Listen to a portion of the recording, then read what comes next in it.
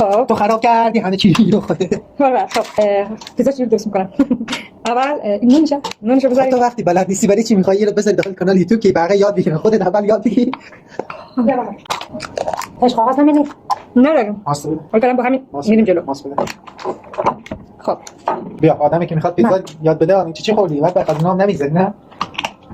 ساکت من خودم بلدم. خب دستام بشورم. بعد تو باباشو خیلی برو بکنیم. اون جون نکن مامان. تو رجز میکنی نکن پاشه ولی اول باید از اینا باشه. بار از اینا یه عالمه از اینا. خیلی خیلی کن. چیکار کردی مامان؟ می‌خواستم قشنگش کنم، قشنگش. نه که قشنگ نمیشه. حالا اوناش هم چیز کن.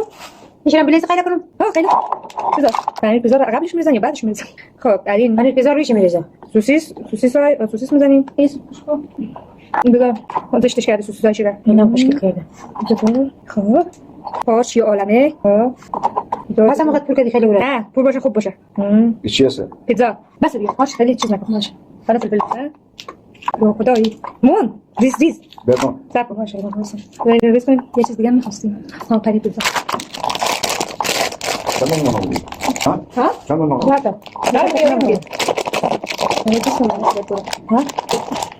مثلا من کاغذ باید میخوام. خیلی نرسه بس موقع دیگه بس موقع. نه باید خیلی زیاد چون یه آب میشه یه چیز نمونه ازی. این مردم مخصوص نمیده زنم. این پنیر آبو. پنیر آب میشه اصلا بیدارم چه اینجا باشه گفتن نمیشه. چه مصدق خودت گفتم توی تو روشن هم نکنی. نگاه این را لف پندک بزنم این درو آب میشه. یه قصری آب میشه. ها فرشتم. خب من روشن هم تو نکنی موقع. این پیتزای ما. زد اصلا میشه. حالا ما کار می‌کنم. خب واسه چون بنا مدام کار شده. خب بریم اینو توی فر بذاری. برو تا گوی بدی. خب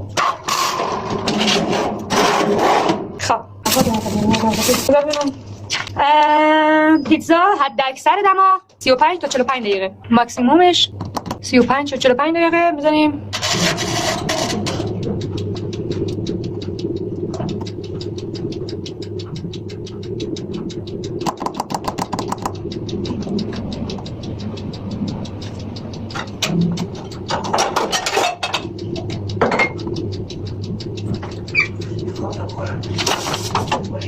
درسته؟ در مکس قرار دهید برای دستگاه در حد پایین و بالا همزمان تنظیم کنید. دونم تغییر رو بریزید در خواهد داریم برای انجام انتقالات دستگاه تمام شما ما فکر میکنم روشن نشده. آره فقط بالایش چرا روشن نشده؟ این هم پیتزای ما. خیلی خوب شد مامان. چرا داغه؟ نظرت؟ من که نمیخورم. گوه میخوری؟ همین میخوری؟ اینجا پرم الان میارم. یکم فکر کنم اشتباه گذاشته بودم. یک ولش سوخته.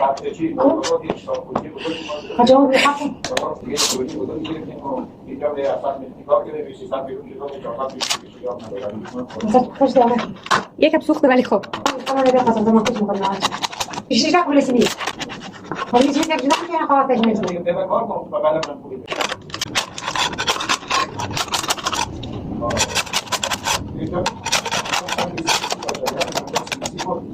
خوبه برای بار اول خوبه یکم اینجا سوخته ولی خب این ورشو میخوریم.